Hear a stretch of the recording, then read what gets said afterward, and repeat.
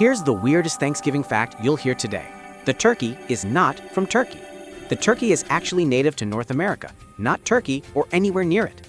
Centuries ago, Turkish traders sold a different bird, the guinea fowl, and Europeans started calling it the turkey bird.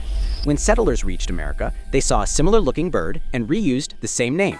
And in Turkey, they called the turkey Hindi because they once believed it came from India. Everyone got the name wrong, but the turkey remains proudly North American. Happy Thanksgiving from Kitty Toons TV.